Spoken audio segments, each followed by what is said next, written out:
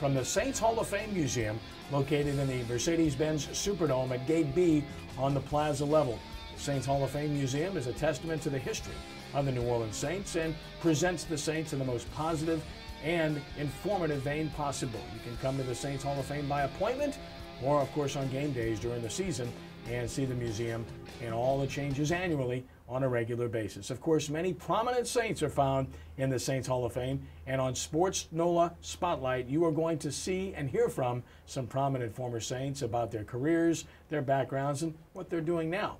We get it started today when we return in just a moment with our first spotlight, which will fall upon former New Orleans Saints wide receiver Torrance Small. That is next when Sports NOLA Spotlight continues.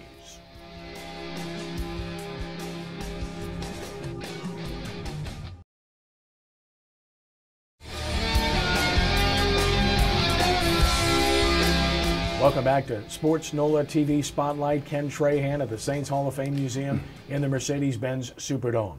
Joined by a good friend, a good man, and of course one of our co-hosts for our fine show that we enjoy all during the football season and beyond, which will resume, of course, in late July at Sports NOLA TV. Here on Sports NOLA TV Spotlight is Torrance Small. Torrance, it's great to have you with us. Hey, how we doing, Ken? It's good, man. Always good to see you. Yeah. We keep running into each other. It's incredible. It's a good thing. It's good company. Torrance Small, Tampa, Florida. Talk about your upbringing and where you got things started. Well, born and raised in Tampa. Grew up in the housing project with my grandmother at the time. My mother, her work schedule didn't allow me to stay with her. When I got out of school, nobody to look out for me. So I stayed with my grandmother until my high school days. And during my high school days, I moved back with my mom and went to a different school other than the one that I went to with the kids that I grew up in the housing neighborhood, and earned a scholarship to Alcorn State. You know, went all the way from Florida to Mississippi, and a lot of people wonder why. Why Mississippi? I took a visit to Alcorn State. I don't know. I just love the people. It was deep in the woods, deep in the woods. No city, no nothing. I remember the first time we went on a trip, and it was a sign that said 1,500 feet to Alcorn State. I was like, okay. And then you get closer, and it said 1,000 feet to Alcorn State. And I'm okay, I still don't see any buildings yet. You know, then they say 500 feet to Alcorn State, and I still don't see any buildings. We're on Highway 61, and then, you know, we're there. So, okay, Alcorn State left. And I'm like, where's Alcorn State? You know, it said 1,500 feet. We had to go another 10 miles deep into the woods before we got there. And then we finally get to this school, you know, it just pops out of nowhere, right. You know, and it's deep back there in the woods. But I wouldn't change it for anything. I learned a lot there. I had fun there. And it gave me an opportunity to get drafted by the Saints. Sort of a sanctuary then. It was not easy to find, but once you got there, you felt extremely comfortable right at home. Oh yes, I loved it. Wouldn't change. My first year at Alcorn State, I went home every time I got an opportunity to go home.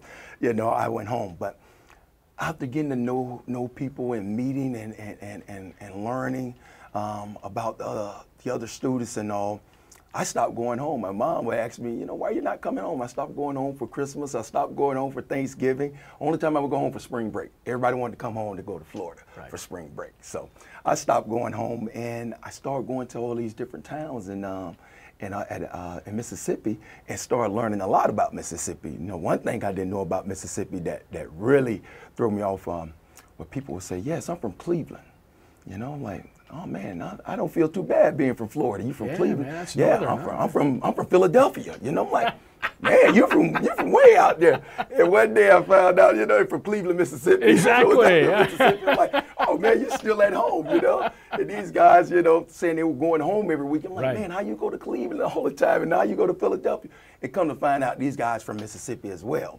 But I had the opportunity to go and meet a lot of different people and go to different cities in Mississippi, and enjoyed it a lot. Made a name for myself, like I said. A lot of people knew me in these little small towns, you know, being from Alcorn. And the SWAC, great history of producing players to the NFL. I'm sure that factored in as well. Yes, my high school coach, our offensive coordinator, went to Mississippi Valley. That was one reason that got me an opportunity to go up there and visit.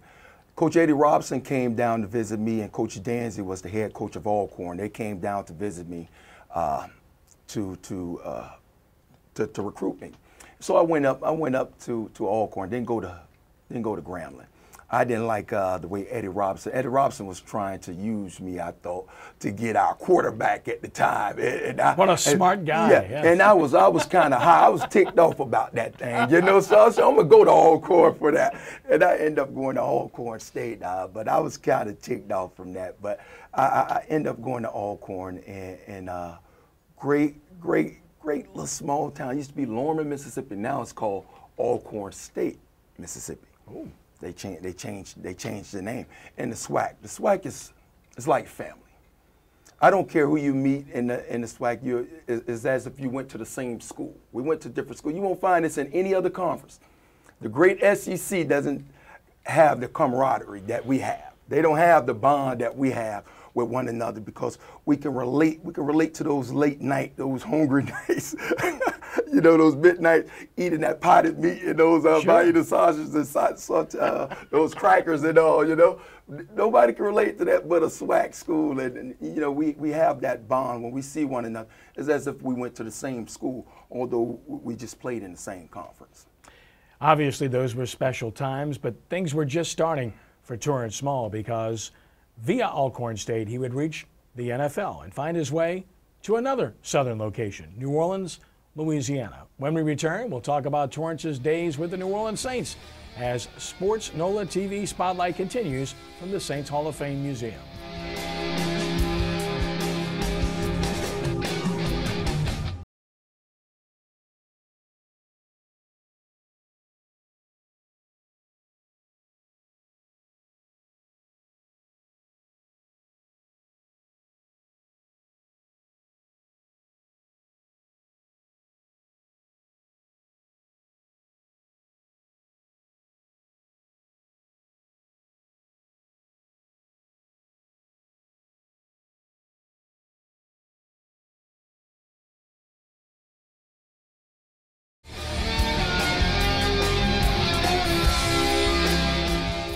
Welcome back to SportsNOLAtv Spotlight from the Saints Hall of Fame Museum in the Mercedes-Benz Superdome, Gate B, Plaza level. Ken Trahan with you, visiting with Torrance Small, former Alcorn State Brave. That's Alcorn. You pronounced it right. You pronounced it right. My pleasure. I appreciate that. You always say Alcorn, so you always say, you always say always, so you always say Alcorn. And a brave man would become a Saint. That's right. He got transformed. Drafted in the 5th round by the New Orleans Saints, I think 138 overall. Yeah. Talk about your feelings when you were drafted, first of all, and secondly, when you were drafted by the New Orleans Saints and Jim Mora. I was shocked. The Saints never came and worked me out.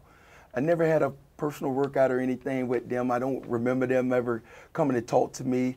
And the funny thing was my roommate was from New Orleans. So I was coming down to New Orleans every now and then, but never thought I'd be with the Saints. And for them to draft me, I was shocked. I was happy. I was excited. You know, when you first get that call, you know, hey, I'm in the NFL. You know, I finally make it. And then when you get to get in the locker room and all, and you get out there on the field, like, oh, I still have to make this team, you know. Forgot about I still have to make this team. I still have to work. That's just the first part. Sure. It's one thing to get drafted. It's another thing to make the team. And then it's another thing to stay there. Well, they had Eric Martin, of course, who was very good. Quinn Early came along, was a really good player. Floyd Turner had been here. You had to earn your way. You did. You played here for 5 years. And, you know, you put some good numbers together. When you look at some of the numbers, I was just going over it and looking over it, 346 catches, 4,602 yards, 31 touchdowns. How many of those touchdowns do you really remember? Not many. Some of them. You remember some of the big ones. I remember the one I got knocked out one game when I was with Philadelphia. I got knocked out and got stitched up and came back in and caught like an 82-yard touchdown. So that was something to remember. But I remember my first days coming in playing with the Saints. One, I was very, very shocked when I saw the facility. If you can remember the facility back on David Drive. Oh, man. I was like, man, my This is the NFL? Yes. That's what I was saying. I was like, is this the NFL? This is what the hoopla is all about? This right here? Remember that torn up artificial turf they had, which was never used? And then we caught on fire over there. Remember that too, the fire, exactly. It was, oh man, there was a lot of things. It was just, I couldn't believe, like, this is the NFL. This is the best we have. But it was great, you know, to come to a city that people was recognizing you and cheering and all. And to get on a team with Eric Martin, that's the guy I learned from. You know, I remember sitting and watching film, and Eric Martin would tell the coach, you know, rewind it back, you know, stop it there, go back. You know, and I'm sitting there, I'm like, why are you going back? Because, you know, I just look at it, you know, I'm looking at it like it's a game or something going on. I'm not really studying, I'm just looking, kind of enjoying it. You know, ooh, NFL, you know, I'm excited, first year there. And I reached, you know, I leaned over to ask him, you know, what are you looking for? He said, well, I'm just seeing how this defensive back play, see how deep this linebacker drop. So he's studying guys, he's learning, and he started teaching me these things. So I became a student of the game and realized why he was so great, why he did the things, because he was a student of the game. And I patterned myself out to Eric Martin. And it was, it hurt me a little bit when they let him go. And I remember them coming to me and telling me that, you know, we're going to let Eric Martin go. We look for you to step up. Playoffs in 1992, won 12 games. That had to be a special season. Oh, my first year in 1992. Man, I thought we were going to the Super Bowl, man. We only lost, what, 4 games that year? Had a great team, great defense. And I just knew, I was like, man, I might get a Super Bowl ring my first year. And to get that home field advantage, you think, you know, okay, we should get by Philadelphia, you know. Okay team, but they weren't a great team. And to jump out and have that lead at half and let them come back, oh, man, I remember it went down real quick. One memorable game, over 200 yards at Denver. Mile High Stadium with the Saints. I'm sure you remember that. Yes, contract year and everything else. Great year. Jim Everett, we had a great relationship. Jim Everett and I had a great relationship. Definitely on third downs. I remember my first days of going in was against the 49ers. It was third down, and to convert those third downs. And I remember Bobby Hebert having trusted me, throwing to me on those third downs, and that was a big game for me. That game really put my name out nationwide. Yeah, it made you money. 50 catches that year in 1996. That game made money for you. Yes, made a lot of money for me. Gave my family some stability and all, and really helped my career go to the next level after that game. And obviously it would lead you to some other paths, greener pastures, bluer pastures, redder pastures. We're going to talk all about that, about all the stops that Torrance made along the way in the NFL, and about some of the amazing players that he had a chance to play with, including 2 of the greatest quarterbacks in the history of the NFL. All of that and more when we continue with Sports NOLA TV, live from the Saints Hall of Fame Museum here in the Mercedes-Benz Superdome in just a moment.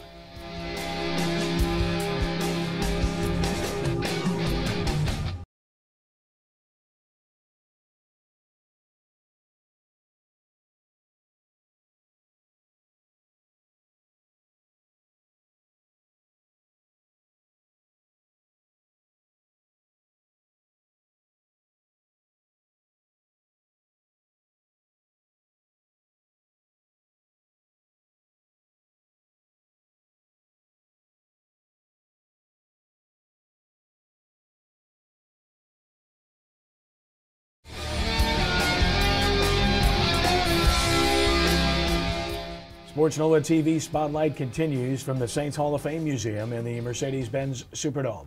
Ken Trahan with you. Torrance Small, former Saints and NFL wide receiver, our guest. So you finish those 5 years in New Orleans, and you decide you're going to leave us. What's that all about anyway? Well, that was a decision, I guess, take a pay cut or leave, and end up going with the St. Louis Rams at the time, which the city was very excited to get the team back over there, and it was a first-class organization. I mean, they were a first-class organization. I was blown by the things they did for the team. St. Louis also kind of changed your life on a personal level. You're a man of faith, and yes, very clearly your faith walk kind of started there to a large degree. Talk about that, if you will. Yes, I had the opportunity to meet a couple guys there, Brad Hager and Mike Scurlock, if I'm not mistaken. They were with Christian Fellowship,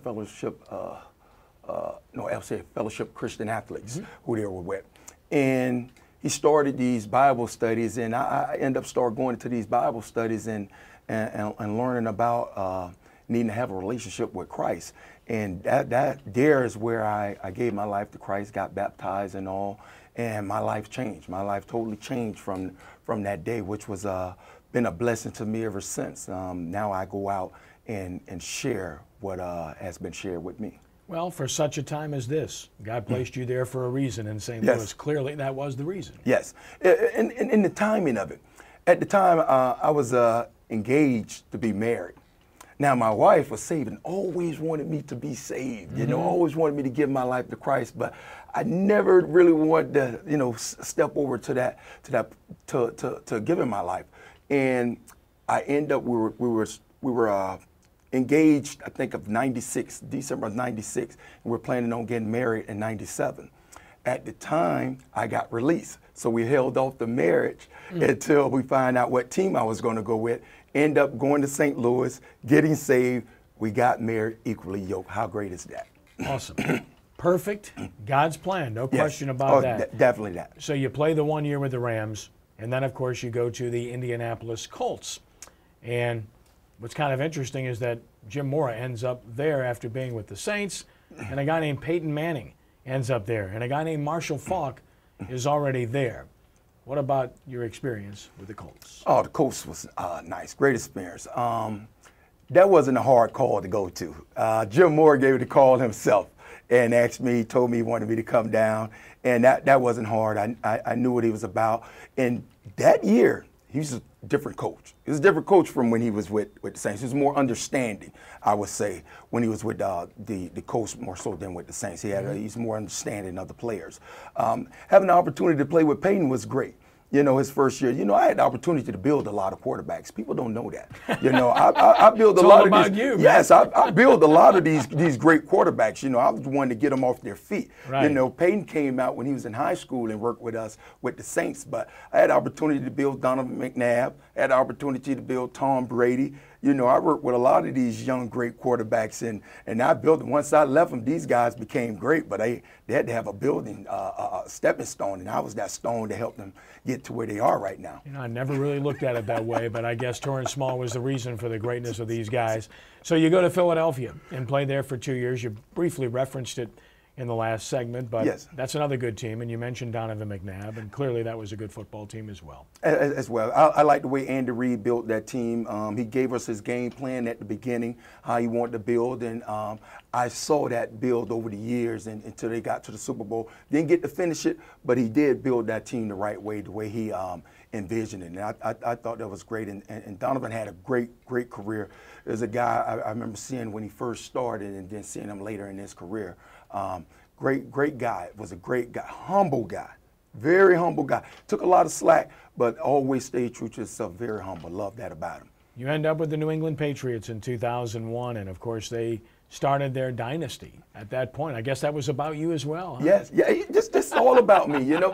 Who used to go out and warm up with Tom Brady all the time? Torrance Small. Exactly, that's right. Him and I used to go out and warm up all the time. Let me tell you one thing.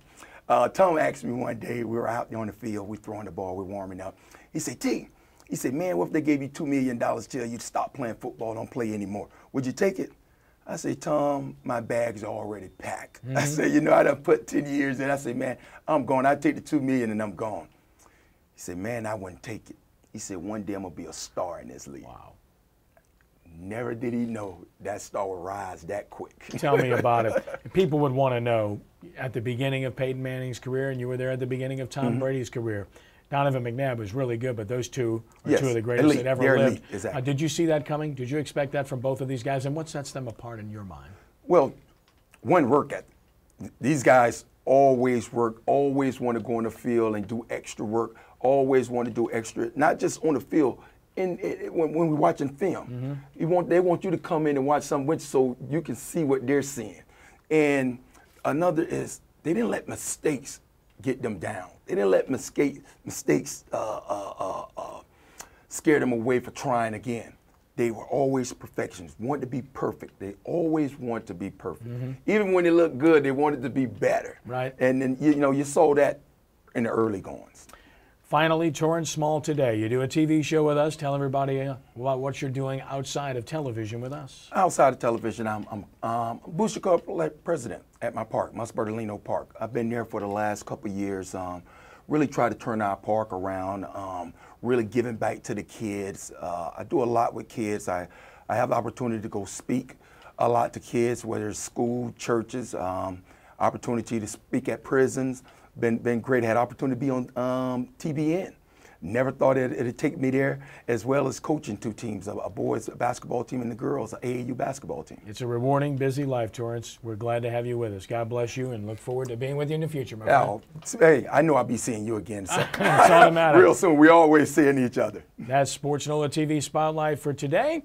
I'm Ken Trahan for Torrance Small saying thanks for joining us and be a good sport. God bless you one and all. Rounding third and heading home. So long.